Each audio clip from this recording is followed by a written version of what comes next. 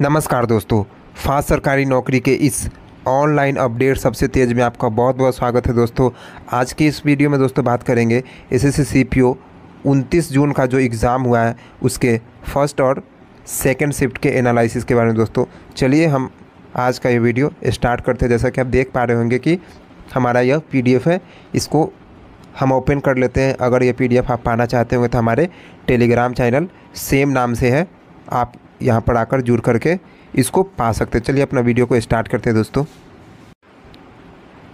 जैसा कि दोस्तों आप देख पा रहे हो कि हमारा यह पीडीएफ ऑन हो गया है।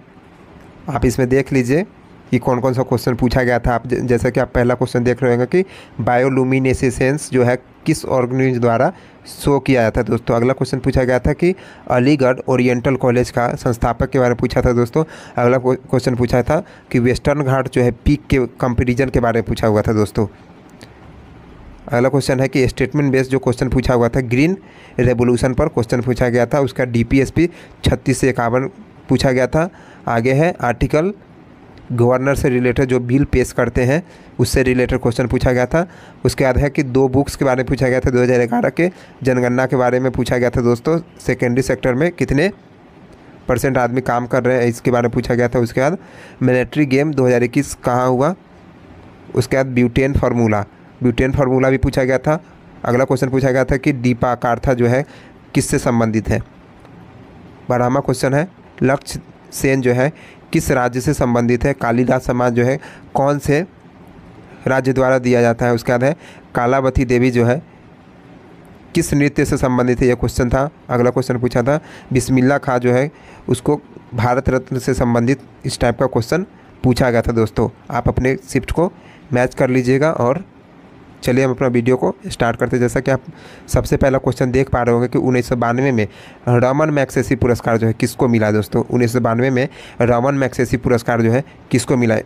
सबसे पहला आप देख पाएंगे कि इसका सही जवाब है रविशंकर इसका सही जवाब। दोस्तों 1992 में इनको रमन मैग्सेसे पुरस्कार मिला। इनको जो है पत्रकारिता, साहित्य और रचनात्मक संचार कला के क्षेत्र में मिला। दोस्तों पत्रकारिता, साहित्य और रचनात्मक संचार कला के क्षेत्र में मिला। दोस्तों उसके बाद है देखिए कुछ इंपॉर्टेंट फैक्ट जान लेते हैं। केवल एक जानने से काम नहीं चलेगा, अभी बहुत सारे एग्जाम आ रहे हैं, इनको देखिए। 1991 में जो दोस्तों केवी सुबर्णा को मिला। दोस्तों 1991 में जो है केवी सुबर्णा को रमन मैग्सेसे पुरस्कार मिला। उसको पत्रकारिता, साहित्य और रचनात्मक संचार कला के क्षेत्र में मिला था। दोस्तों पत्रकारिता, साहित्य और रचनात्मक संचार कला के क्षेत्र में मिला। दोस्तों अगला क्वेश्चन है कि बानू जहांगीर कोयाजी जो है 1993 जो इनको मिला जो है सार्वजनिक सेवा के क्षेत्र में मिला। दोस्तों सार्वजनिक सेवा के क्षेत्र में मिला। दोस्तों इनका नाम है बानू जहांगीर कोयाजी। चलिए आप आगे कुछ जानिए। 2019 में जो है रवीश कुमार को मिला जो एनडीटीवी के जर्नलिस्ट है। दोस्तों पत्रकार है, ये भी एनडीटीवी के प्राइम शो से रिलेटेड है। दोस्तों ये एनडीटीवी के प्राइम शो से रिलेटेड अभी इनका यूट्यूब चैनल है, रवीश कुमार के नाम से ही है। अगला है रवि कानानार है जो हेल्थ केयर है। जो दोस्तों यह जो है मरीजों को देखभाल करते हैं। 2023 में इनको रमन मैग्सेसे पुरस्कार मिला। इनका नाम है रवि कानानार है इनका नाम। चलिए अगले पॉइंट्स के बारे में बात कर लेते हैं, अगले क्वेश्चन की तरफ बढ़ते हैं।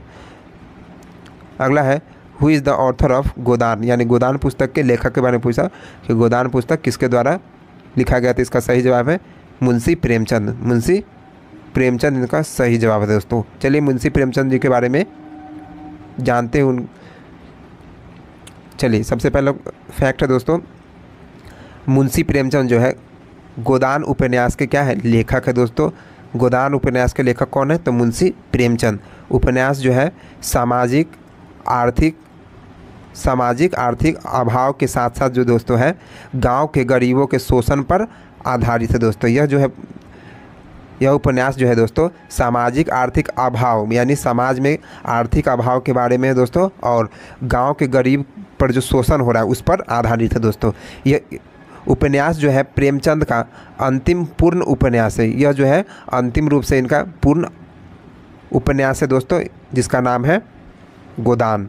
चलिए आगे इनके कुछ तख्त के बारे में जान लेते हैं। दोस्तों जैसा कि आप देख पा रहे होंगे कि उनका जो है जन्म जो है धनपत राय श्रीवास्तव के रूप में हुआ। उनका जन्म के समय नाम था धनपत राय श्रीवास्तव, लेकिन जो उन्होंने रचना किया दोस्तों, रचना करते थे तो उसमें अपना नाम को मुंशी प्रेमचंद के नाम से किया करते थे दोस्तों इनका जो जन्म है 31 जुलाई 1880 को हुआ दोस्तों। इनका जन्म जो है 31 जुलाई 1880 को हुआ दोस्तों। उन्होंने प्रेमचंद के नाम के तहत रचनाएं की दोस्तों। उन्होंने रचना जितने भी किए हैं प्रेमचंद के नाम से रचना की है दोस्तों। वे सबसे प्रसिद्ध भारतीय उपन्यासकारों में से एक है दोस्तों। भारतीय उपन्यासकारों में दोस्तों वो सबसे प्रसिद्ध में से एक है दोस्तों। उनकी कुछ अन्य प्रसिद्ध रचनाएं के बारे में जान लेते। जैसा कि आप देख पा रहे होंगे कि सबसे पहले रचना है उनकी कर्मभूमि। कर्मभूमि उन्हीं की रचना है। उसके बाद देखिए दोस्तों गबन। गबन के बारे में आपने सुना भी होगा दोस्तों, गबन आपने सुना भी होगा। उसके बाद है निर्मला। उसके बाद है निर्मला। अगला है सेवा सदन। अगला है सेवा सदन। मानसरोवर। क्या है? मानसरोवर। अगला है ईदगाह। ईदगाह भी इन्हीं के द्वारा लिखित है दोस्तों। ईदगाह भी इन्हीं के द्वारा लिखा गया है। अगला क्वेश्चन पूछा गया था who is the founder of Ramakrishna Mission. Ramakrishna Mission के संस्थापक कौन है? ये क्वेश्चन पूछा गया था दोस्तों।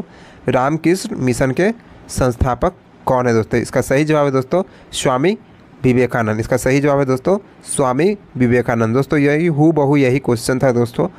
आप देख पाएंगे जैसा कि आप देखिए इनके बारे में कुछ इंपॉर्टेंट फैक्ट देखिए। रामकृष्ण मिशन आखिर है क्या? देखिए जैसा कि आप देख पा रहे हैं कि रामकृष्ण मिशन एक हिंदू धार्मिक और आध्यात्मिक संगठन है दोस्तों।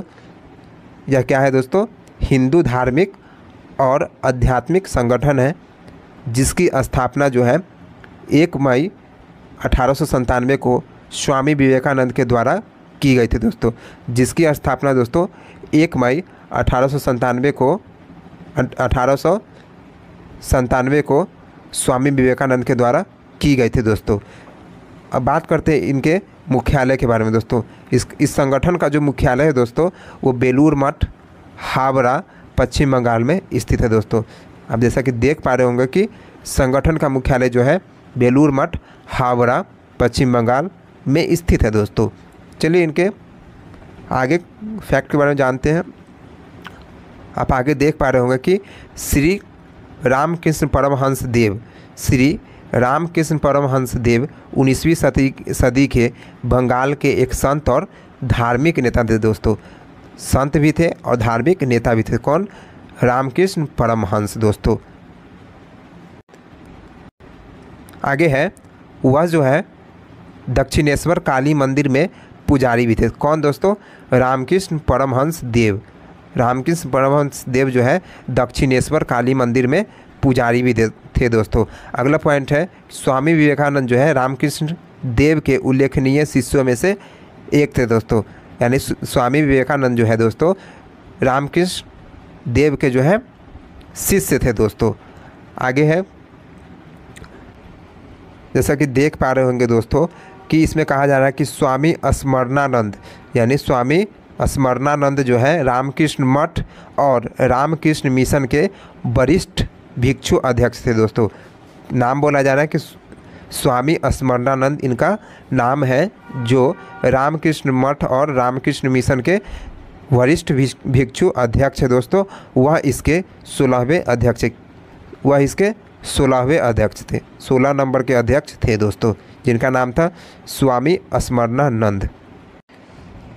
जैसा कि देख पा रहे होंगे दोस्तों अगला क्वेश्चन है कि राज्यों का विधानमंडल का उल्लेख जो है कौन से अनुच्छेद में दोस्तों? राज्यों का विधानमंडल जो है दोस्तों वह कौन से अनुच्छेद में इसका उल्लेख है दोस्तों? इसका सही जवाब है दोस्तों अनुच्छेद 168। अनुच्छेद 168। जैसा कि आप देख पा रहे होंगे कि भारतीय संविधान का अनुच्छेद 168 जो है दोस्तों राज्यों में विधानमंडल का प्रावधान करता है। राज्यों में विधानमंडल का प्रावधान अनुच्छेद 168 करता है दोस्तों। जैसा कि आप देख पा रहे हो कि अनुच्छेद 171 के बारे में आप बात करते हैं दोस्तों। इसमें जो है अनुच्छेद 171 जो है राज्य में विधान परिषद के प्रावधान से संबंधित है दोस्तों। अनुच्छेद 171 जो है राज्यों में विधान परिषद से संबंधित है दोस्तों। आगे है अनुच्छेद 171 राज्य जो है राज्य विधान परिषद में सदस्यों के नामांकन से संबंधित है दोस्तों।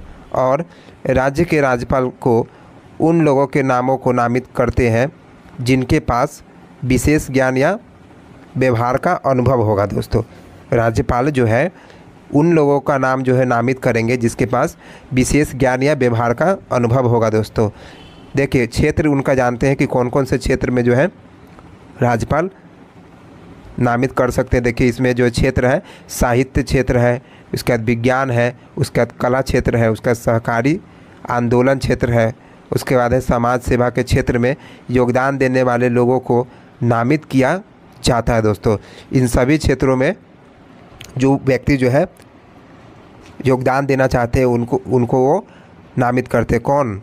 राज्यपाल। दोस्तों आप देख लीजिए एक बार कि साहित्य, विज्ञान, कला, सहकारी आंदोलन और समाज सेवा के क्षेत्र में योगदान देने वाले लोगों को नामित किया जाता है। दोस्तों आगे देखिए कि भारतीय संविधान के अनुच्छेद 171 के अनुसार किसी राज्य की विधान परिषद में सदस्यों की कुल विधानसभा में सदस्यों की कुल संख्या के जो है 1/3 से अधिक नहीं होना चाहिए। दोस्तों अगर विधानसभा में 200 सदस्य है दोस्तों तो 200 का 1/3 सदस्य ही विधान परिषद में होगा।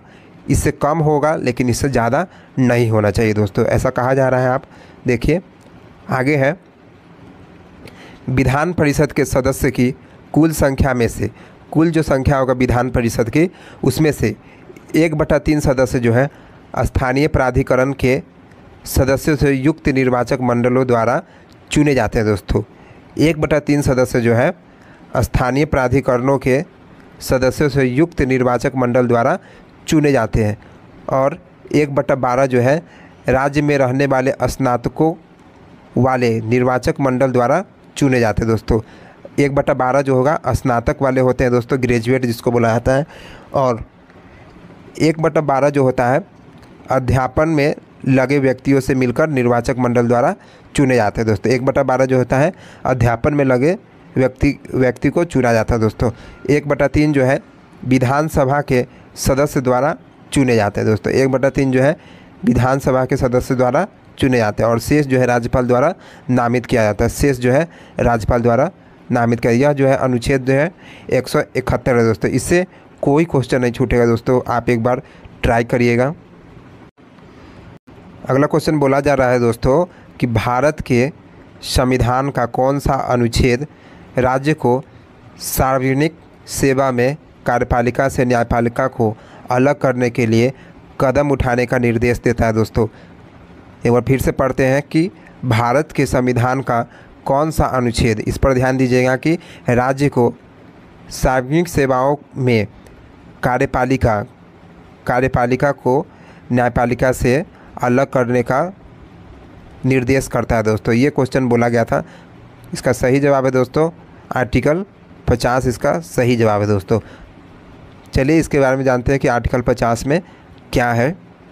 जैसा कि आप देख पा रहे होंगे कि संविधान के अनुच्छेद 50 में कार्यपालिका से न्यायपालिका को अलग करना सुनिश्चित किया जाता है। दोस्तों कार्यपालिका से न्यायपालिका को अलग करना सुनिश्चित किया जाता है। दोस्तों अब देखिए लेख कहता है कि राज्य की सार्वजनिक सेवा में कार्यपालिका से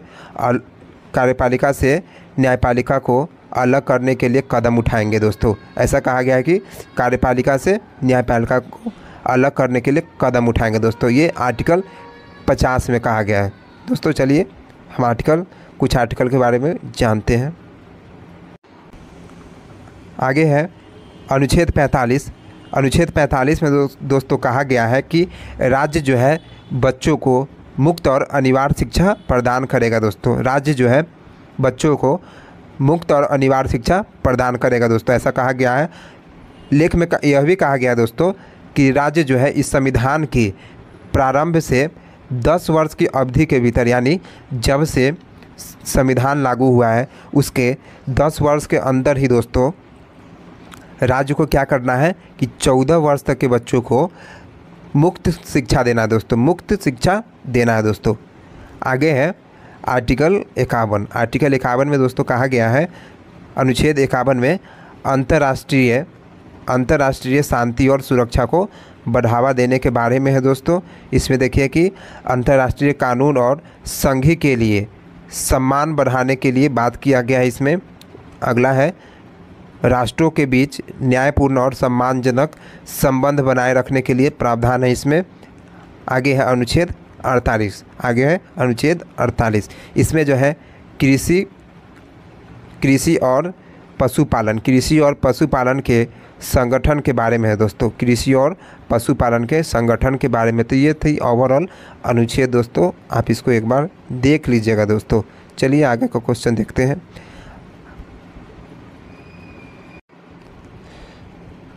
अगला क्वेश्चन पूछा गया था दोस्तों कि जनगणना 2011 के अनुसार जो है किस केंद्र शासित प्रदेश की साक्षरता दर सबसे कम है दोस्तों। किस केंद्र शासित प्रदेश की साक्षरता दर सबसे कम है दोस्तों, यह पूछा गया था दोस्तों। इसका सही जवाब है दोस्तों दादरा और नगर हवेली दोस्तों। इसका सही जवाब है दादरा और नगर हवेली दोस्तों। चलिए इसके बारे में कुछ जानते हैं। जैसा कि आप देख पा रहे होंगे कि 2011 की जनगणना के अनुसार जो है सबसे कम साक्षरता दर जो केंद्र शासित प्रदेश वो अंडमान निकोबार में दर्ज किया गया है दोस्तों। आप देख पाएंगे कि दादरा और नगर हवेली में कुल साक्षरता दर जो है 77.24% है दोस्तों। 77.24% है दोस्तों। यहाँ जो है भारत में सबसे कम पुरुष साक्षरता दर है दोस्तों।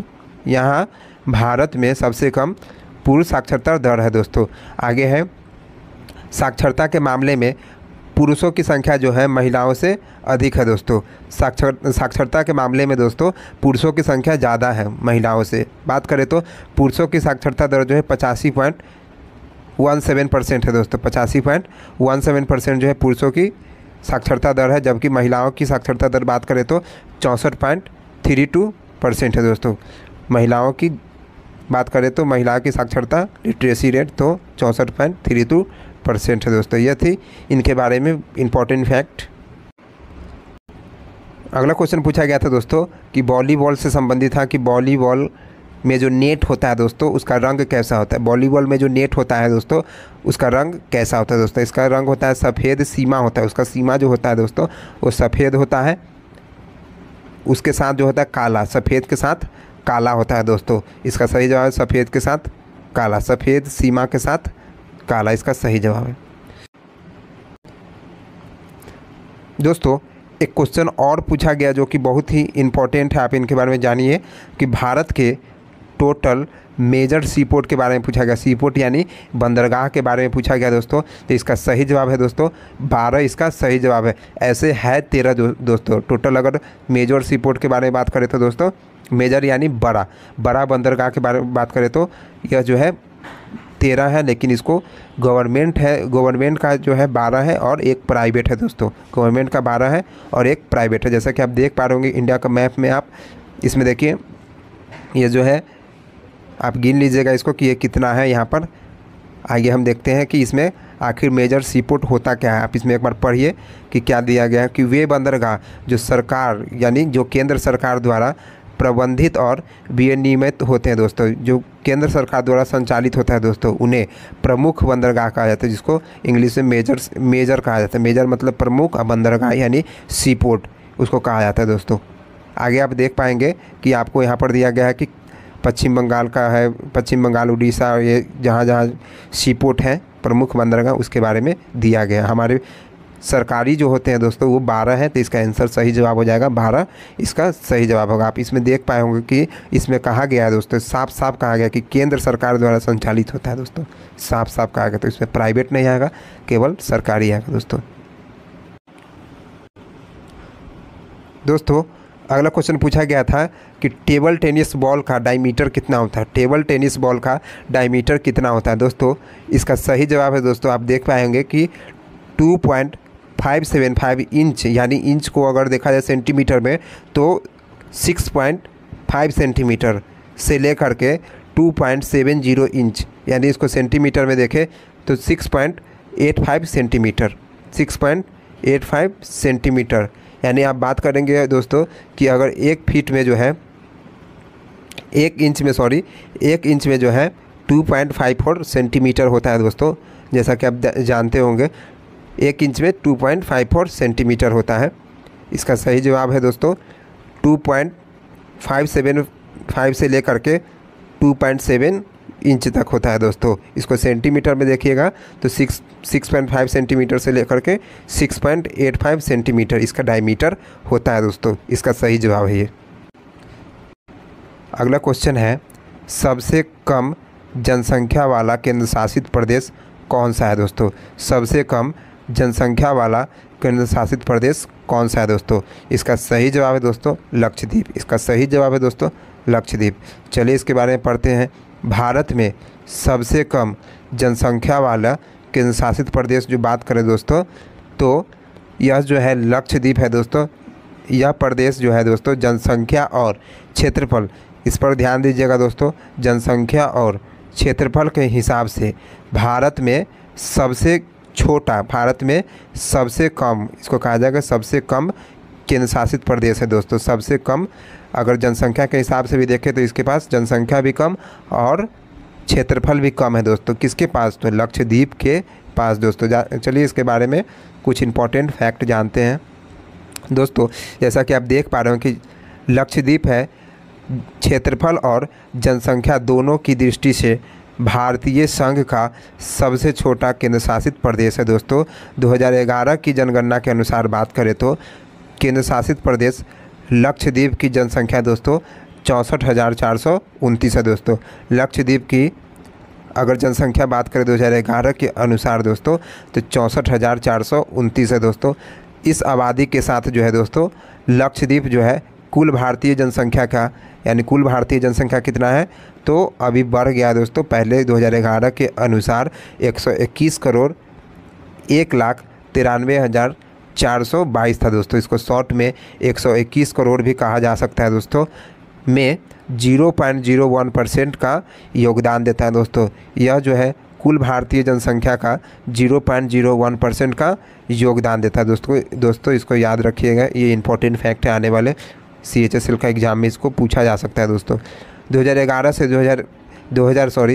2001 से 2011 तक लक्षद्वीप की जनसंख्या की वृद्धि जो है दर बात किया जाए दोस्तों तो 6.23% है दोस्तों। 2011 से यानी 10 की जनसंख्या वृद्धि बात करें लक्षद्वीप की दोस्तों तो यह जो है 2011 से 2011 का जनगणना बात करें दोस्तों और 2001 तक का देखें तो इसके बीच में 6.23% की वृद्धि हुई है दोस्तों। चलिए जो सभी राज्य और केंद्र शासित प्रदेश में सबसे कम है दोस्तों, जो इस पर ध्यान दीजिएगा कि जो सभी राज्य और केंद्र शासित प्रदेश में सबसे कम है। आगे बात करते हैं 2011 की जनगणना के अनुसार दमन और दीव, 2011 की जनगणना के अनुसार दमन और दीव जो है लिंगानुपात प्रति 1000 पुरुष पर 618 महिलाएं थी दोस्तों। दमन और दीव का बात करें तो लिंगानुपात, जिसको इंग्लिश में सेक्स रेशियो कहा जाता है दोस्तों, इसको 1000 पुरुष पर 618 महिलाएं था दोस्तों, महिलाएं थी दोस्तों, जो भारत के सभी राज्यों और केंद्र शासित प्रदेश में सबसे कम है दोस्तों। जो भारत के सभी राज्यों और केंद्र शासित प्रदेश में सबसे कम है। चलिए आगे इनके बात करते हैं। आगे है अरुणाचल प्रदेश भारत में सबसे कम जनसंख्या घनत्व वाला राज्य है। सबसे कम जनसंख्या घनत्व वाला भारत में राज्य है अरुणाचल प्रदेश दोस्तों। 2011 के जनगणना के अनुसार अगर बात किया जाए तो अरुणाचल प्रदेश जो है जनसंख्या घनत्व इसका बात करें तो 17 व्यक्ति प्रति वर्ग किलोमीटर में दोस्तों, यानी 1 वर्ग किलोमीटर में 17 व्यक्ति रहते हैं, जो कि सबसे कम है दोस्तों। यानी इसके एडिशनल इन्फॉर्मेशन के बारे में जानते हैं।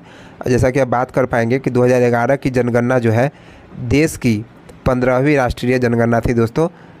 2011 की जनगणना जो है देश की 15वीं राष्ट्रीय जनगणना थी दोस्तों। अब आगे बात करते हैं दोस्तों। भारत में जनगणना वर्ष 1872 में लॉर्ड मेयो के काल में शुरू किया गया था दोस्तों। यानी भारत में जो जनगणना है 1872 का जनगणना लॉर्ड मेयो के द्वारा शुरू किया, जो सबसे पहले शुरू किया था दोस्तों। यह जो है 1881 में लागू हुई थी दोस्तों। आगे बात करते हैं। यह जनगणना जो है श्री सी चंद्रमौली के मार्गदर्शन में आयोजित की गई थी दोस्तों। यह जनगणना जो है श्री सी चंद्रमौली के मार्गदर्शन में आयोजित किया गया था दोस्तों। चलिए इसके बारे में आगे जानते हैं। 2011 की जनगणना का नारा था दोस्तों हमारी जनगणना हमारा भविष्य। दोस्तों इसका 2011 की जनगणना का नारा क्या था दोस्तों? तो हमारी जनगणना हमारा भविष्य। चलिए आगे के क्वेश्चन के बारे में बात करते हैं दोस्तों। आगे है 2011 की जनगणना के अनुसार भारत की साक्षरता दर क्या है दोस्तों? 2011 की जनगणना के अनुसार भारत की साक्षरता दर क्या है? इसका सही जवाब है दोस्तों 74.04%, 74.04% दोस्तों। चलिए इनके बारे में कुछ इम्पोर्टेंट फैक्ट जान लेते हैं। 2011 की जनगणना के परिणामों से पता चलता है कि दोस्तों देश में साक्षरता दर में वृद्धि हुई है दोस्तों। देश में साक्षरता दर में वृद्धि हुई है, जिसमें बात करेंगे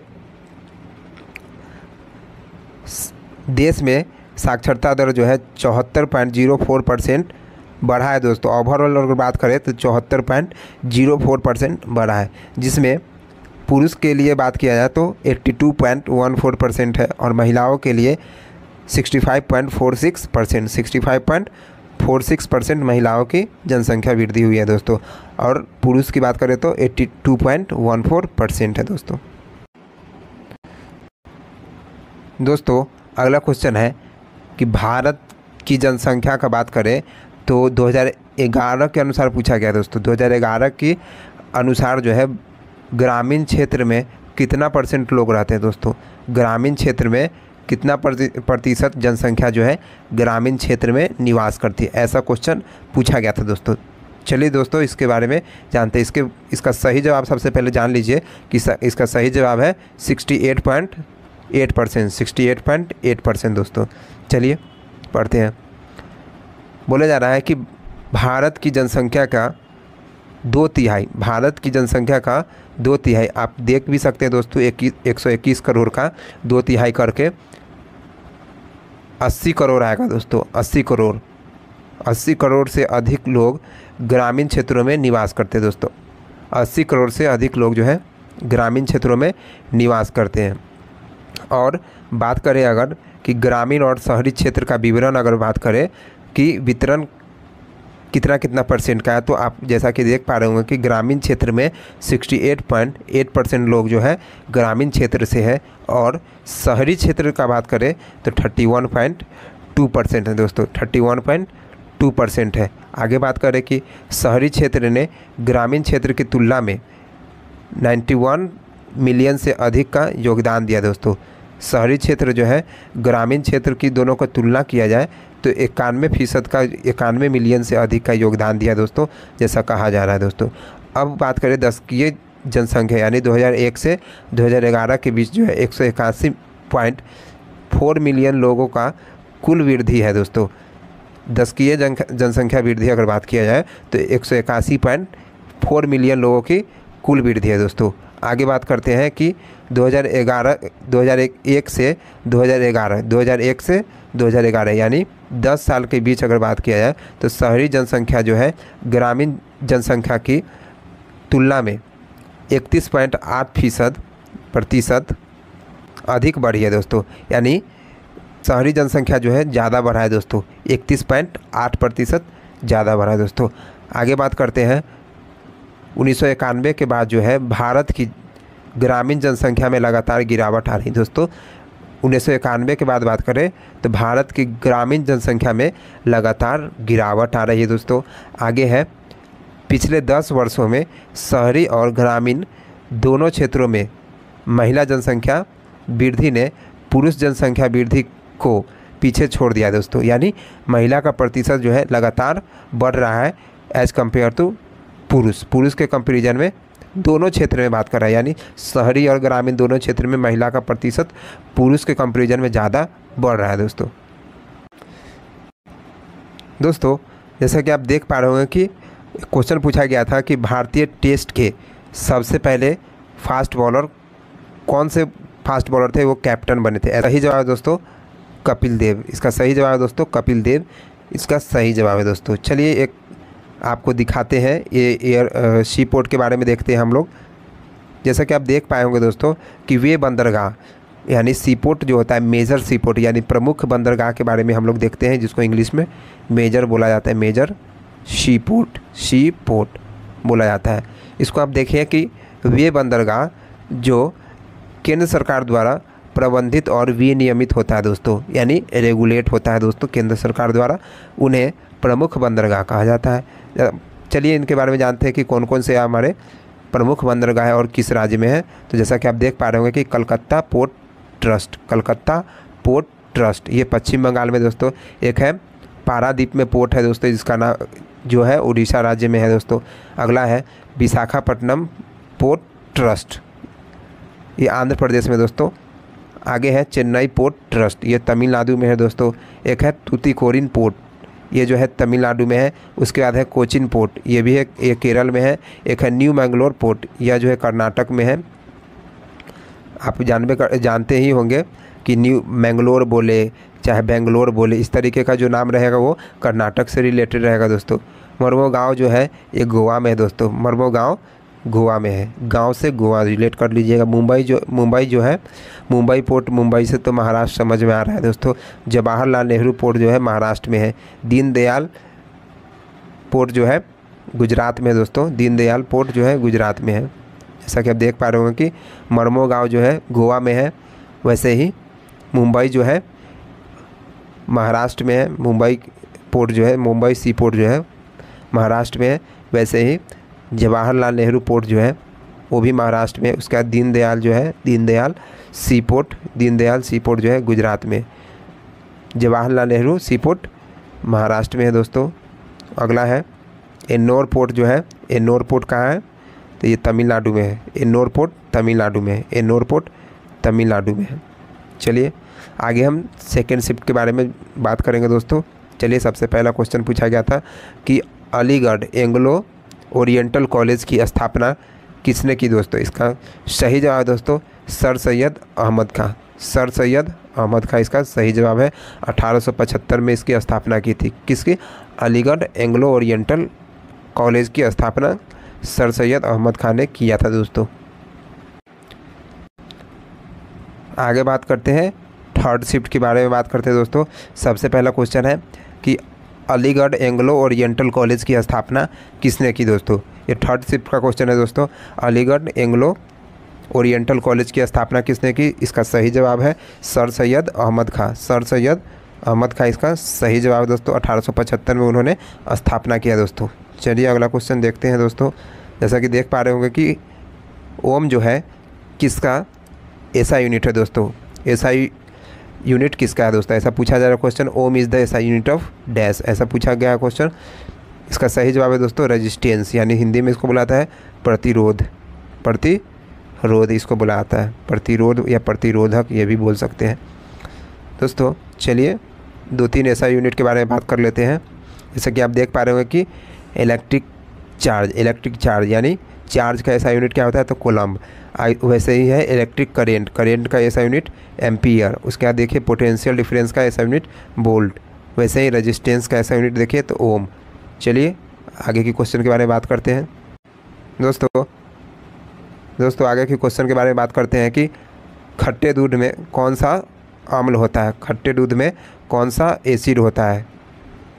इसका सही जवाब है दोस्तों लैक्टिक एसिड, इसका सही जवाब है लैक्टिक एसिड, इसका सही जवाब है। इसमें बहुत सारे एसिड के बारे में दिया था दोस्तों, जैसा कि आप देख पाएंगे कि लैक्टिक एसिड है, ग्लाइकोलिक एसिड है, एसिटिक एसिड है, सिट्रिक एसिड है। इनके बारे में जानते हैं चलिए कि ये किन किन में प्रेजेंट होता है, इनके सभी फैक्ट को देखेंगे। जैसा कि आप देख पाएंगे कि खट्टे दूध या दही जो होंगे, खट्टा दूध कहिए या दही में लैक्टिक एसिड जो होता है, लैक्टिक अम्ल जो है उपस्थित होता है दोस्तों।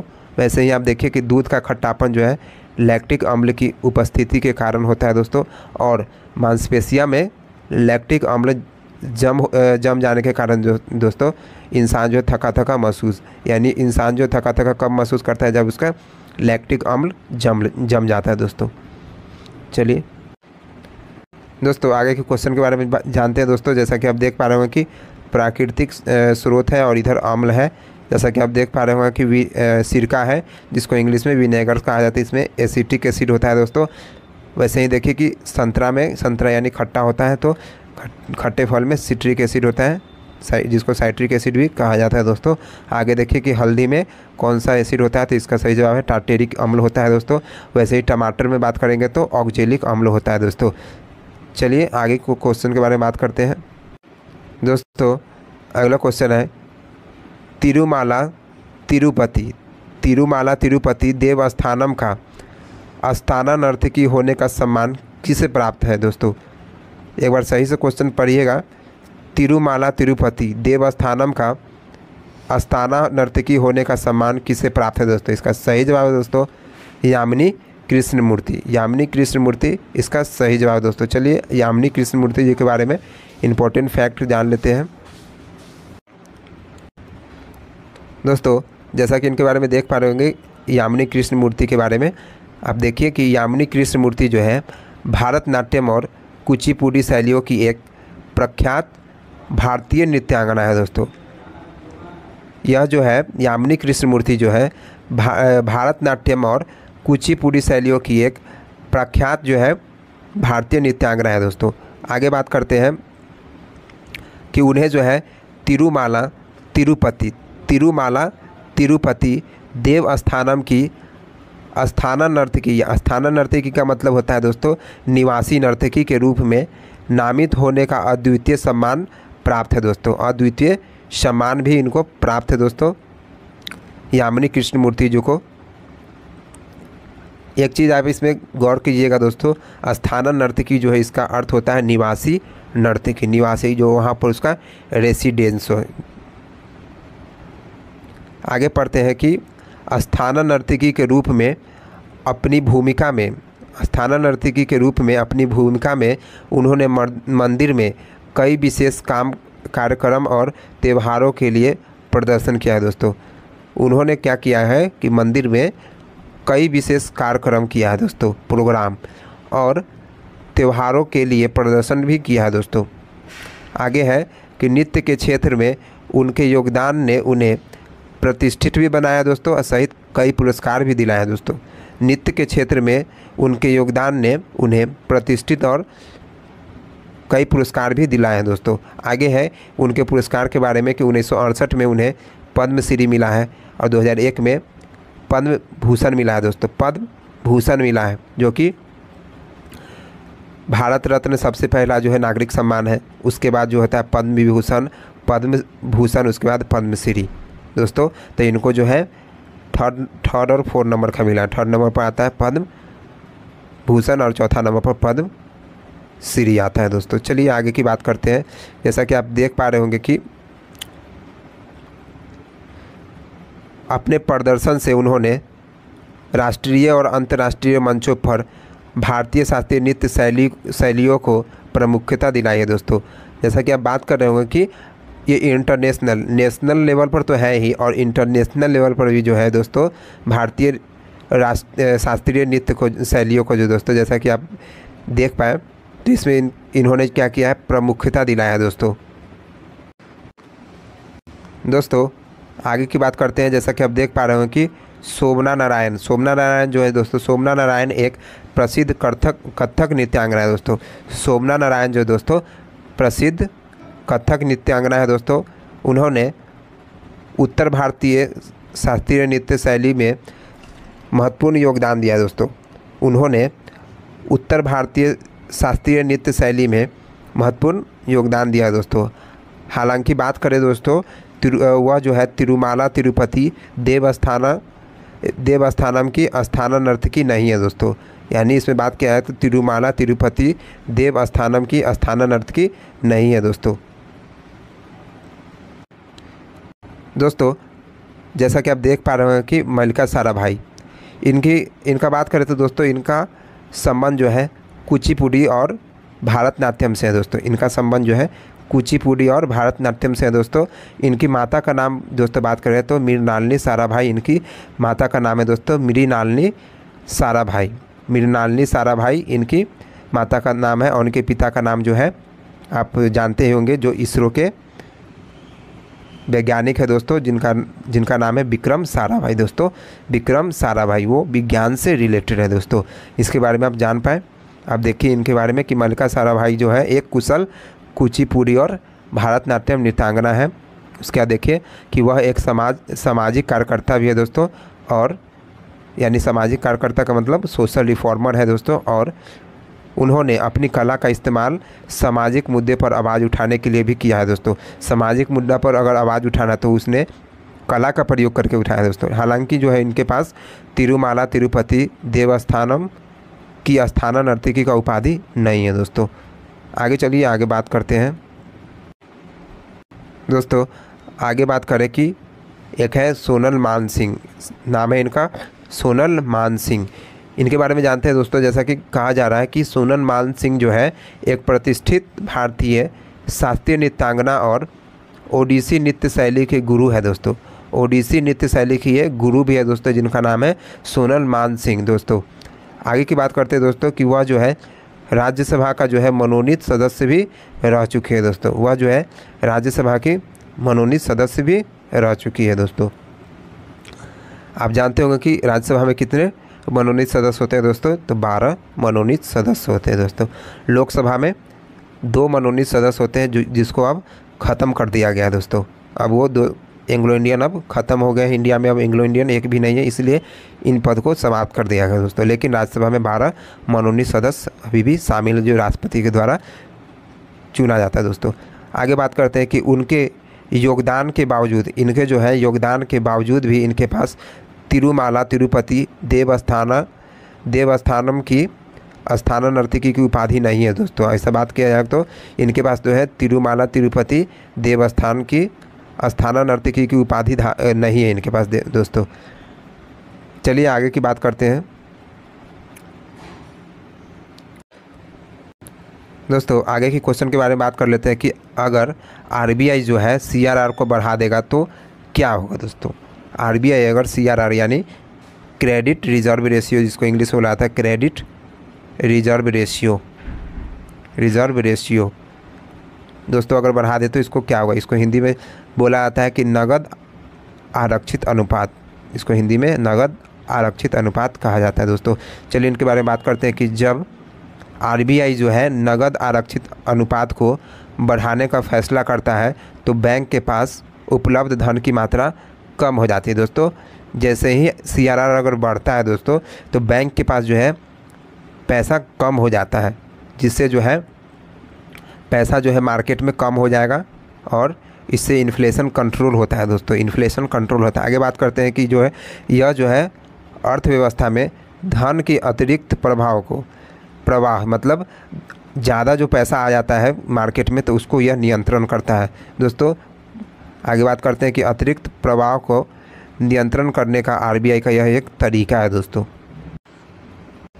देखिए दोस्तों, जैसा कि कहा जा रहा है कि नगद आरक्षित अनुपात, जिसको सीआरआर कहा जाता है, इसका क्या तात्पर्य है ये समझिए। इसका तात्पर्य उन धन की संख्या से है जिन्हें बैंकों को केंद्रीय बैंक के पास रखना होता है दोस्तों। सीआरआर का देख पाएंगे कि ऐसे देख पाएंगे आप कि अगर आरबीआई जो है कैश रिजर्व रेशियो को घटाता है, यानी सीआरआर को अगर घटाता है तो इससे जो है मुद्रा का फ्लो जो है मार्केट में अधिक होगा दोस्तों। मुद्रा का फ्लो अधिक होगा तो साख जो है सृजन बढ़ेगा दोस्तों, साख जो है बढ़ेगा।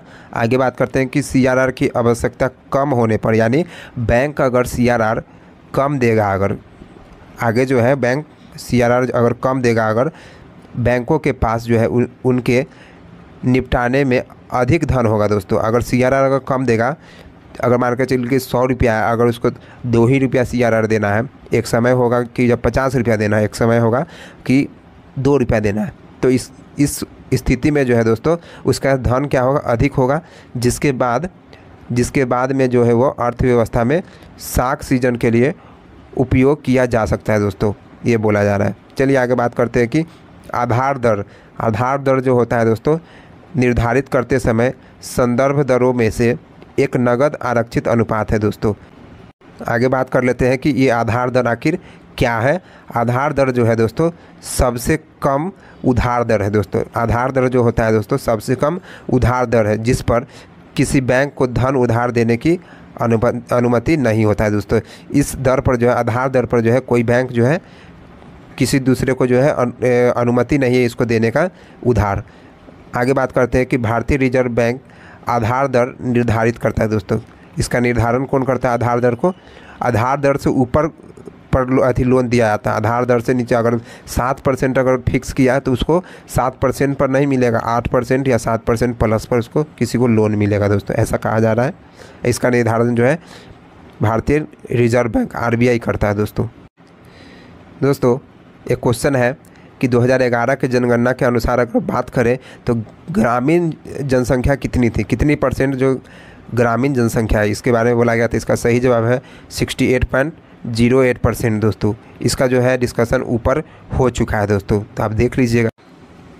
दोस्तों जनसंख्या के बारे में एक इम्पॉर्टेंट फैक्ट है, देख लीजिए। 2001 से 2011 तक जो बात करें तो ग्रामीण जनसंख्या वृद्धि जो है 12.18% थी दोस्तों। आगे बात करें कि 1981 है, 81 से 91 यानी ये 10 साल में, इस 10 साल में बात करें के बाद भारत से यानी भारत की ग्रामीण जनसंख्या वृद्धि जो है लगातार गिर रही है दोस्तों। यानी इसके बाद बात करें तो लगातार जो है ग्रामीण जनसंख्या दर गिर रही है। आगे बात करें हम कि राज्य में जो है 27% बात करें तो मेघालय, बिहार जो है 23% में अधिकतम जनसंख्या वृद्धि दर्ज किया गया दोस्तों। 2001 से 2011 10 साल के बीच बात किया जाए तो 4 राज्यों में ग्रामीण जनसंख्या जो है हानि दर्ज किया गया है, जिसमें जो है सिक्किम का 5% है दोस्तों, हानि है दोस्तों। ये माइनस में गया है दोस्तों, 5% गिरावट है। और गोवा में 19%, नागालैंड में 15% और केरल में 26% शामिल है दोस्तों। तो ये कुछ इंपॉर्टेंट फैक्ट थे जनसंख्या से रिलेटेड। तो चलिए अगले फैक्ट के बारे में बात कर लेते हैं। इसमें बोला गया है कि अगला क्वेश्चन है कि पृथ्वी का कितना % जो है जल शुद्ध है दोस्तों। इसका सही जवाब है दोस्तों 2.7% दोस्तों, 2.7%। यानी इसमें अगर 3% भी अगर ऑप्शन में है तो ये सही होगा दोस्तों। चलिए इनके बारे में फैक्ट जानते हैं कि क्या है। देखिए जैसा कि बोला जा रहा है कि पृथ्वी का 2.7% पानी जो है ताज़ा है। इस पानी का केवल 2.5% ताज़ा पानी है दोस्तों, और उस पानी का 98.8% जो है बर्फ़ यानी बादलों में बर्फ़ को छोड़कर और भूजल में है दोस्तों। जैसा कि आप देख पा रहे हो कि 98.8% जो है बर्फ़ है दोस्तों, और सभी ताज़े पानी का 0.003% से कम जो है नदियां हैं, झील और वायुमंडल में दोस्तों। यानी जितने भी ताज़े पानी है यानी 3% में से 0.3% जो है नदी है, जल है और वायुमंडल में है दोस्तों। और पृथ्वी के ताज़े पानी यानी पृथ्वी के ताज़े पानी की एक छोटी मात्रा यानी 0.003% जो है जैविक निकाय और निर्मित उत्पादों के भीतर निहित है दोस्तों। यानी जैविक निकाय जो है और निर्मित उत्पादों के भीतर निहित है। आगे बात करते हैं जल के बारे में दोस्तों। आप देख पाएंगे कि जल एक अकार्बनिक है। जल जो है अकार्बनिक है दोस्तों, पारदर्शी है, यानी एक साइड से दूसरे साइड इसमें देखा जा सकता है दोस्तों। इसमें स्वादहीन यानी इसका कोई स्वाद नहीं होता है दोस्तों, गंधहीन होता है दोस्तों, और लगभग रंगहीन रासायनिक पदार्थ है दोस्तों, जो पृथ्वी के जलमंडल का मुख्य घटक है दोस्तों। घटक यानी कंपोनेंट्स है, और सभी ज्ञात जीवों का तरल पदार्थ है। जितने भी मतलब जीव है पृथ्वी पर जिसको हम लोग जानते हैं उनके लिए ये तरल पदार्थ है, वो इनको ले करके तब जीवित रहते हैं दोस्तों। आगे बात करते हैं कि यह जीवन के सभी ज्ञात रूप के लिए महत्वपूर्ण है, भले ही यह कोई कैलोरी या जैविक पोषक तत्व प्रदान नहीं करता है दोस्तों। ऐसा कहा जा रहा है कि यह कोई कैलोरी अगर प्रदान नहीं भी करता है फिर भी यह क्या है, यह हमारे शरीर के लिए बहुत ही ज़रूरी है, ऐसा बोला जा रहा है दोस्तों। आगे जल का जो सूत्र होता है H2O, इसका सूत्र क्या होता है दोस्तों, केमिस्ट्री में बात करें तो H2O, और इसका जो क्वाथनांक यानी बॉइलिंग पॉइंट बात करें तो 100 डिग्री सेल्सियस, और पृथ्वी पर बात करें तो 3% ताज़ा जल है, जिसको एक्यूरेट बात किया जाता है 2.7%। आगे बात करते हैं कि पृथ्वी का 2.5% जो है स्वच्छ जल उपलब्ध नहीं है दोस्तों, ऐसा बोला जा रहा है। चलिए हम आगे बात करते हैं। आप देख पाएंगे दोस्तों कि ऊपर बोला गया था, स्टेटमेंट कुछ दिया गया था कि पृथ्वी का 2.5% स्वच्छ जल जो है उपलब्ध नहीं है दोस्तों। ये मतलब 2.5% कहाँ उपलब्ध है, और इसको जो है आप देख पाएंगे कि सस्ते दरों पर इसको निकाला जा सकता है। आप देखिएगा तो ग्लेशियर जो है वो भी उसमें जो है पानी है दोस्तों। अब बात करेंगे ध्रुवीय हिमछद है और वायुमंडल है और मिट्टी में बंद है। उसके बाद है अत्यधिक प्रदूषित है या फिर पृथ्वी की सतह के नीचे इतनी दूरी है दोस्तों कि एक सस्ती कीमत पर निकाला जा सकता है। ऐसा कहा जा रहा है कि इसको जो है ग्लेशियर का पानी जो है इसको सस्ती कीमत पर इस तरीके से निकाला जा सकता है। पृथ्वी का 0.5% जल जो है मीठे जल में उपलब्ध है दोस्तों। पृथ्वी का जो है टोटल 0.5% ही जो है मीठा जल है, ऐसा कहा जा रहा है दोस्तों। चलिए आगे के क्वेश्चन को देखते हैं। आगे है निम्नलिखित में से किस भारतीय सरकार यानी किस राज्य के द्वारा दोस्तों कालिदास सम्मान प्रदान किया है दोस्तों। इसका सही जवाब है मध्य प्रदेश। इसका सही जवाब है कालिदास सम्मान जो है मध्य प्रदेश के द्वारा दिया जाता है दोस्तों। चलिए इनके बारे में जानते हैं। जैसा कि इस सम्मान के बारे में बात कर रहे हैं दोस्तों कि कालिदास सम्मान जो है मध्य प्रदेश सरकार द्वारा दिया जाता है दोस्तों। यह सम्मान जो है मध्य प्रदेश के द्वारा दिया जाता है। यह मध्य प्रदेश सरकार द्वारा प्रतिवर्ष प्रदान किया जाने वाला एक प्रतिष्ठित पुरस्कार है दोस्तों। यह प्रतिवर्ष दिया जाता है दोस्तों यह पुरस्कार। उसके बाद बात करते हैं कि इस पुरस्कार का नाम जो है प्राचीन इतिहासकार लेखक जो है कालिदास के नाम पर रखा गया दोस्तों। इस पुरस्कार का नाम जो है कालिदास जो है प्राचीन इतिहासकार जो थे उनके नाम पर रखा गया है दोस्तों। आगे बात करते हैं। आगे है धारवाड़ के प्रख्यात हिंदुस्तानी शास्त्रीय गायक जो है पंडित एम वेंकटेश कुमार को नाम है। धारवाड़ के प्रख्यात हिंदुस्तानी है, वो शास्त्रीय गायक है दोस्तों, क्लासिकल सिंगर है। पंडित एम वेंकटेश कुमार को शास्त्रीय संगीत के क्षेत्र में उत्कृष्ट योगदान के लिए हाल ही में दोस्तों प्रतिष्ठित कालिदास सम्मान से सम्मानित किया। किनको? ये है पंडित एम वेंकटेश कुमार को, एक क्लासिकल सिंगर है दोस्तों, सिंगर। चलिए आगे बात करते हैं दोस्तों इस सम्मान के बारे में बात कर लेते हैं कि कालिदास सम्मान की स्थापना वर्ष यानी इसको कब स्टार्ट किया गया था, कब इसका स्थापना हुआ था दोस्तों। 1980 से 1981 के बीच में हुआ दोस्तों। 1980 से 1981 के बीच हुआ था। आगे बात करते हैं कि देखिए इस पुरस्कार में जो है शास्त्रीय संगीत, शास्त्रीय नृत्य, इस पुरस्कार में शास्त्रीय संगीत, शास्त्रीय नृत्य, रंगमंच और दृश्य कला जो है, रंगमंच और दृश्य कला के क्षेत्र में जो है 2 लाख रुपए और एक प्रशस्ति पत्र प्रदान किया है दोस्तों। एक प्रशस्ति पत्र प्रदान किया, जिसको सर्टिफिकेट बोला जाता है, उसको प्रदान किया जाता है। किस किस क्षेत्र में? तो शास्त्रीय संगीत, शास्त्रीय नृत्य और रंगमंच है, और दृश्य कला के क्षेत्र में जो है 2 लाख रुपए और एक प्रशस्ति पत्र प्रदान किया था दोस्तों। इस पुरस्कार के बारे में ये महत्वपूर्ण जानकारी है दोस्तों। आगे है पहले प्राप्तकर्ता के बारे में जो देख लीजिए। सेमनगुड्डी श्रीनिवास अय्यर है दोस्तों और मल्लिकार्जुन मंसूर है दोस्तों। सेमनगुड्डी श्रीनिवास अय्यर है और मल्लिकार्जुन मंसूर है दोस्तों, ये पहले प्राप्त करता दोस्तों। अगला क्वेश्चन है कि लक्ष्य सेन जो है किस राज्य से संबंधित है दोस्तों। अगला क्वेश्चन है कि लक्ष्य सेन किस राज्य से संबंधित है। इसका सही जवाब है उत्तराखंड। इसका सही जवाब है दोस्तों उत्तराखंड। के बारे में जानते हैं दोस्तों कि लक्ष्य सेन जो है उत्तराखंड के अल्मोड़ा का रहने वाला है दोस्तों।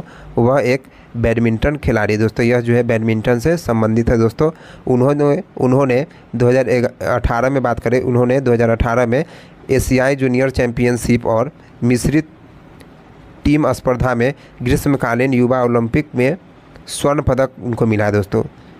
किसमें दोस्तों? तो बात करें तो 2018 में एशियाई जूनियर चैंपियनशिप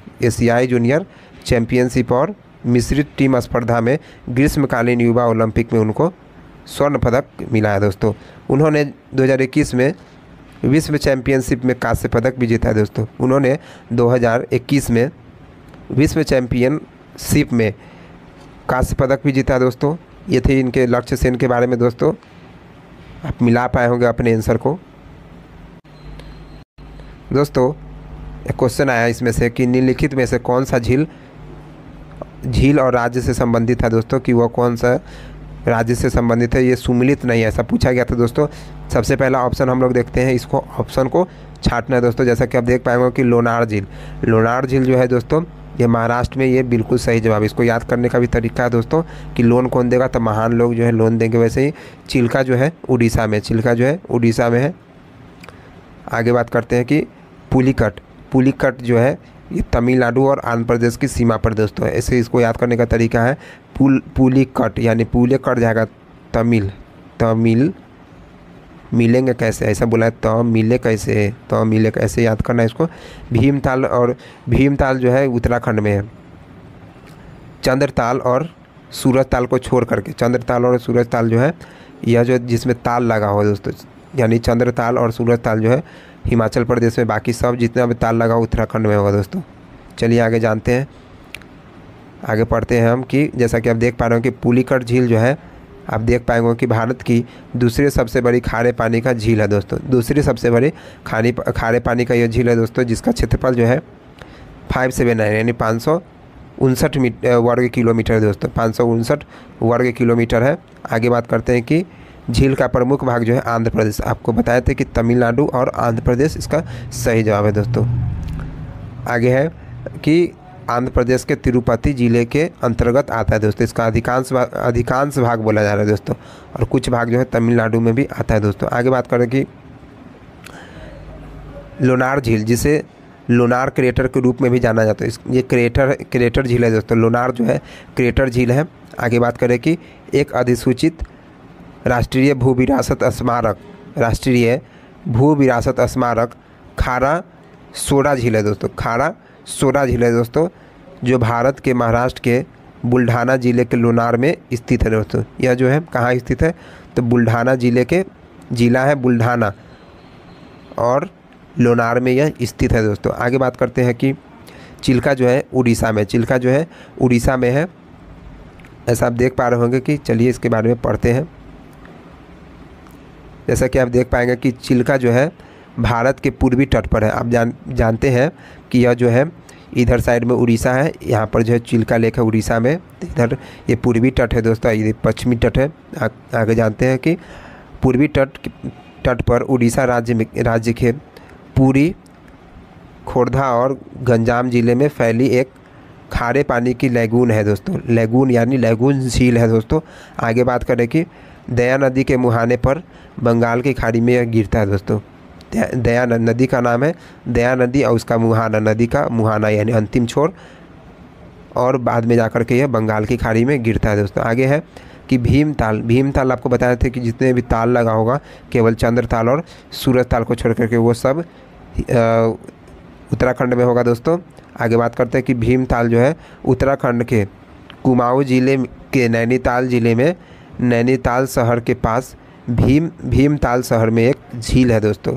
ये कौन से शहर में दोस्तों, भीमताल शहर है, एक शहर है, और भीमताल नाम से झील भी है दोस्तों। ये भीमताल शहर में भीमताल नाम के झील उत्तराखंड में स्थित है दोस्तों। चलिए आगे कुछ झील के बारे में बात करते हैं दोस्तों। आप देख पाएंगे कि बहुत सारा झील है यहाँ पर, लगभग भारत के सभी झील है इसमें, आप इसको देख पाएंगे। तो इसके ट्रिक्स भी आने वाले हमारे चैनल पर, तो हमारे चैनल पर बने रहिएगा दोस्तों। जैसा कि आप देख पाएंगे कि जम्मू कश्मीर के महत्वपूर्ण झील है डल झील।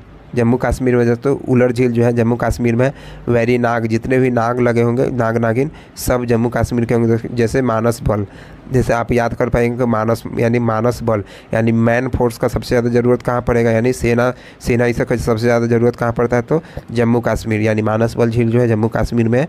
और नागिन झील आपको बताया था कि नाग नागुन जो है सब जम्मू कश्मीर में। शेषनाग झील जो है जम्मू कश्मीर में।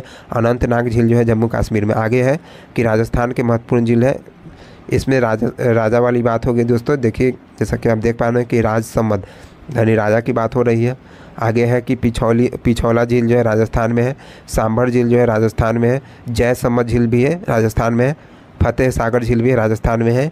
डिडवाना झील भी है राजस्थान में है। लून करनसर झील है, लून करनसर झील ये भी राजस्थान है।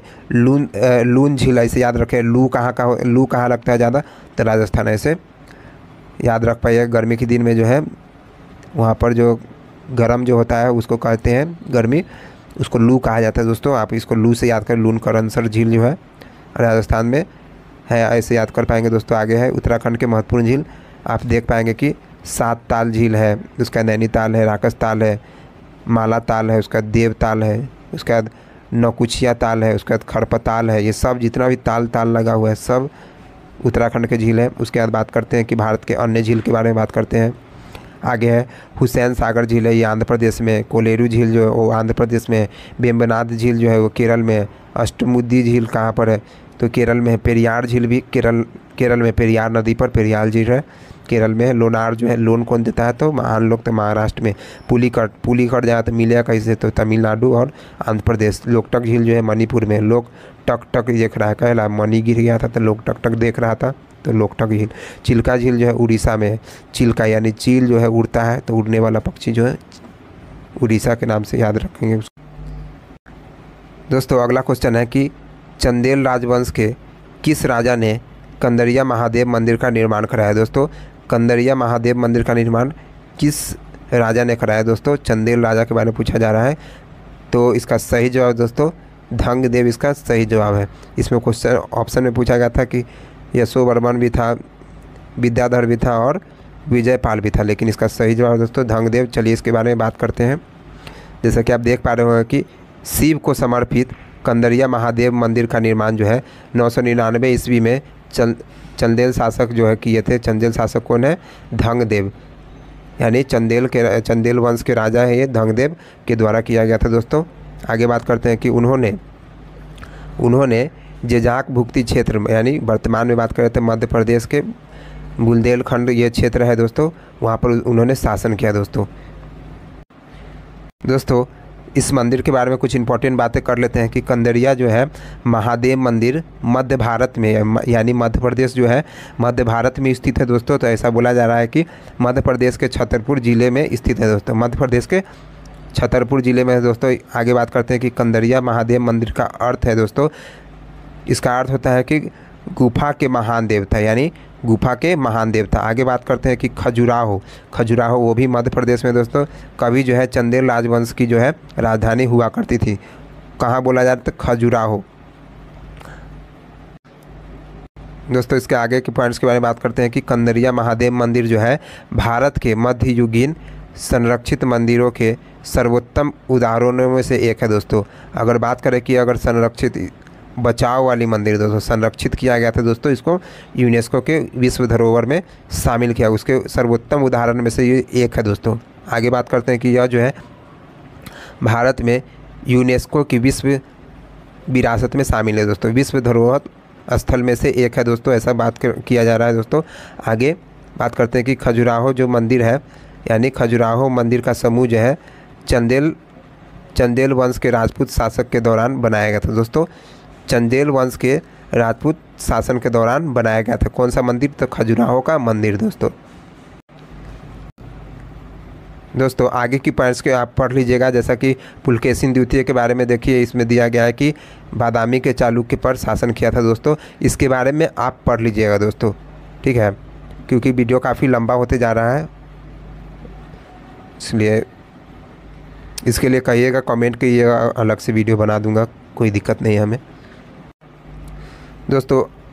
आगे का क्वेश्चन है दोस्तों, डीपीएसपी में कौन सा अनुच्छेद, डीपीएसपी में अनुच्छेद पूछा था दोस्तों, तो इसका सही जवाब है दोस्तों 36 से 51, इसका सही जवाब। डीपीएसपी जो है भाग 4 में है, संविधान के भाग 4 में दोस्तों डीपीएसपी है, जिसको डीपीएसपी को बोला जाता है directive principle of state policy, इसका फुल फॉर्म है दोस्तों। हिंदी में बात करते हैं राज्य के नीति निर्देशक तत्व।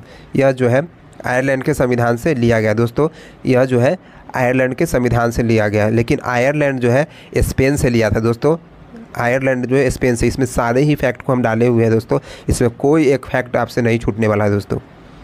आगे बात करते हैं कि भारतीय संविधान का अनुच्छेद 37 निदेशक सिद्धांतों के अनुप्रयोग को बताता है दोस्तों, यानी डीपीएसपी के सिद्धांतों को अनुप्रयोग को बताता है दोस्तों।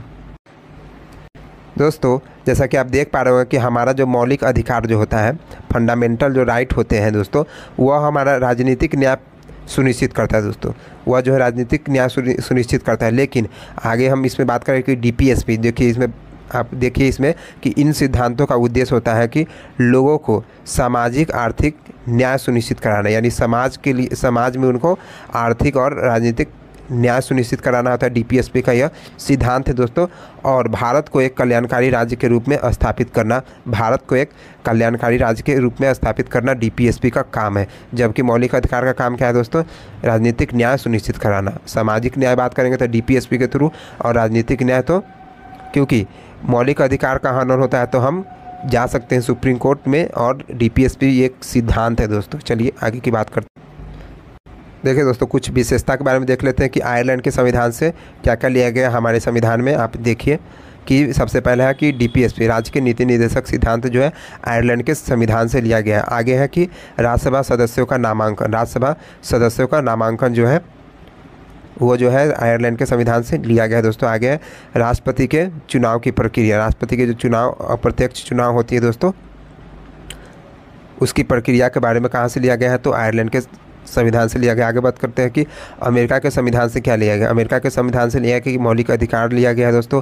उसके बाद लिया गया है कि स्वतंत्र न्यायपालिका, यानी एक स्वतंत्र न्यायपालिका होगा दोस्तों, न्यायपालिका पर किसी का दबाव नहीं होगा, ये कहा गया, अमेरिका से लिया गया दोस्तों। और न्यायिक समीक्षा का प्रावधान भी लिया गया है अमेरिका से। आगे बात करते हैं कि राष्ट्रपति का महाभियोग, राष्ट्रपति पर जो महाभियोग आती है वो जो है अमेरिका के संविधान से लिया गया है।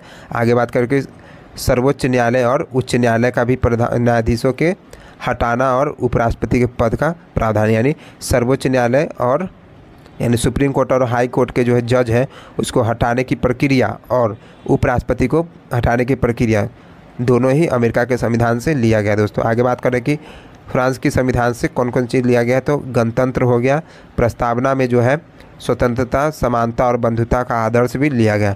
कौन कौन है? गणतंत्र, आगे है प्रस्तावना में जो है स्वतंत्रता, समानता और बंधुता का आदर्श भी लिया गया है। आगे बात करें कि ब्रिटेन से क्या क्या लिया गया, यानी ब्रिटेन को शॉर्ट में यूके भी बुलाया जाता है दोस्तों। संसदीय सरकार का लिया गया दोस्तों, संसदीय सरकार। उसके बाद है कानून का शासन लिया गया है, विधायी प्रक्रिया लिया गया दोस्तों, एकल नागरिकता लिया गया, कैबिनेट प्रणाली भी वहाँ से लिया गया, विशेषाधिकार जिसको रीट कहा जाता है दोस्तों, संसदीय विशेषाधिकार, द्विशासन प्रणाली भी यूके से लिया गया दोस्तों, ब्रिटेन जिसको बोला जाता है शॉर्ट में। दोस्तों एक क्वेश्चन आया था आपको कि अनुच्छेद 200 से संबंधित है दोस्तों, जिसमें राज्यपाल के बिल से संबंधित से क्वेश्चन था दोस्तों। इसमें जो है दोस्तों, अगर कोई बिल अगर विधानमंडल में अगर पास हो रहा है, अगर वो राज्यपाल के पास साइन करने के लिए जा रहा है तो वो अनुमति दे भी सकता है दोस्तों, अनुमति को रोक भी सकता है, या फिर राष्ट्रपति के पास पुनर्विचार के लिए इसको भेज सकता है दोस्तों। अनुच्छेद ये 200 में कहा गया दोस्तों, आप इसको देख सकते हैं, इसको एक बार आप पढ़ लीजिएगा, मैंने शॉर्ट में और बहुत सटीक बताया दोस्तों।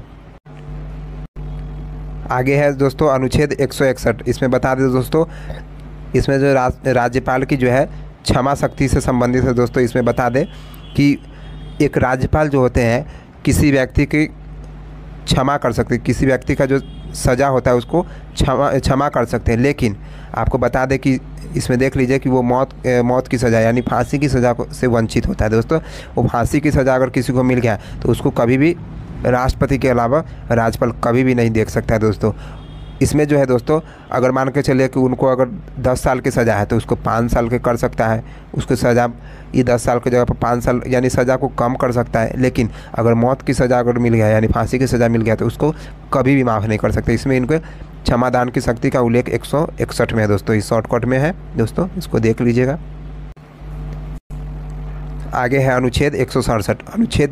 देखिए अनुच्छेद 167 में कहा गया है कि एक मुख्यमंत्री का क्या कर्तव्य होता है। एक मुख्यमंत्री का कर्तव्य होता है कि राज्य में जो होते हैं विधानमंडल देखिए इसमें कहा गया है कि जो विधानमंडल में जो भी कार्य होगा, मंत्री से संबंधित जो भी जानकारियाँ होगा दोस्तों, वो जो है राज्यपाल को प्रदान करेगा दोस्तों। एक मंत्रिपरिषद का जितनी भी जानकारी होगा वो राज्यपाल को प्रदान करे, ऐसा कहा गया है दोस्तों। एक बार इसको पढ़ सकते हैं आपको कि मुख्यमंत्री के कर्तव्यों के साथ व्यवहार करता है दोस्तों, ऐसा कहा गया है। आगे है मुख्यमंत्री का यह कर्तव्य, मुख्यमंत्री का क्या कर्तव्य है, इसमें बताया गया कि वह राज्यपाल को राज्य के मामलों से संबंधित मंत्रिपरिषद की सभी जानकारियाँ और निर्णय प्रदान करें, यानी जितने भी मंत्रिपरिषद की जानकारियाँ हैं दोस्तों ये जो है गवर्नर को देंगे, राज्य के जो राज्यपाल होंगे उनको प्रदान करेंगे दोस्तों।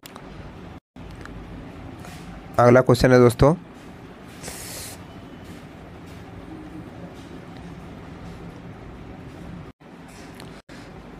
अगला क्वेश्चन है जैव संदीप्ति किसके द्वारा प्रदर्शित किया जाता है। इसको इंग्लिश में बोला जाता है बायोलुमिनेसेंस। बायोलुमिनेसेंस इसको बोला जाता है दोस्तों।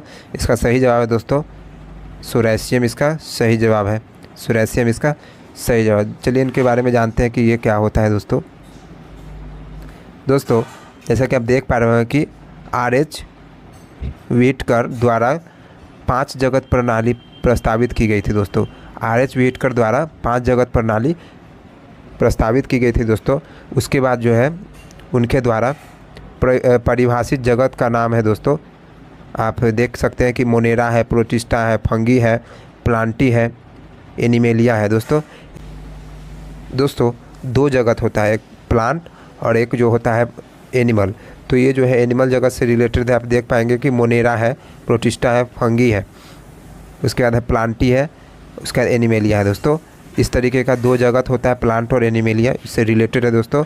आप आगे बात करते हैं कि सभी एकल कोशिका यानी यूकार्योटिक, एकल कोशिका जो होती है यूकार्योटिक को प्रोटिस्टा के तहत रखा गया है दोस्तों। यानी यूकार्योटिक जितना भी होगा उसको प्रोटिस्टा के तहत रखा गया है दोस्तों। यहाँ पर इसको क्लासिफिकेशन 5 तरीके से किया गया है दोस्तों। तो प्रकार से देख पाएंगे कि क्राइजोफाइट है, डाइनोफ्लेजाइट है, क्राइजोफाइट, डाइनोफ्लेजाइट, यूग्लिनोइड्स है, पंख फफूंदी है और प्रोटोजोअन है। आप एक बार फिर से पढ़िए इसको, क्राइजोफाइट है, डाइनोफ्लेजाइट है, क्राइजोफाइट, डाइनोफ्लेजाइट है, यूग्लिनोइड्स है, फफूंदी है दोस्तों और प्रोटोजोअन है। अब पंख फफूंदी है और प्रोटोजोअन है दोस्तों। इनके 5 प्रकार है, कुछ इस प्रकार से आप देख सकते हैं। क्राइजोफाइट, क्राइजोफाइट पहला है क्राइजोफाइट, दूसरा है डाइनोफ्लेजिलेटा, डाइनोफ्लेजिलेटा है दोस्तों। इनके 5 वर्ग है दोस्तों, इनको देखिए। पहला वर्ग है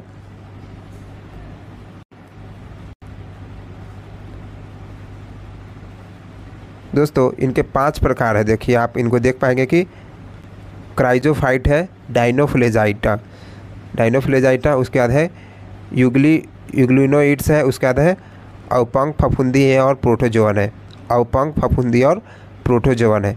आप फिर से एक बार देख पाइए कि क्राइजोफाइट, डाइनोफ्लेजिलेटा है, डाइनोफ्लेजिलेटा है, उसके बाद यूग्लिनोइड्स है, उसके बाद अवपंख फफूंदी है, उसके बाद प्रोटोजोअन है। ये इनके 5 प्रकार थे दोस्तों।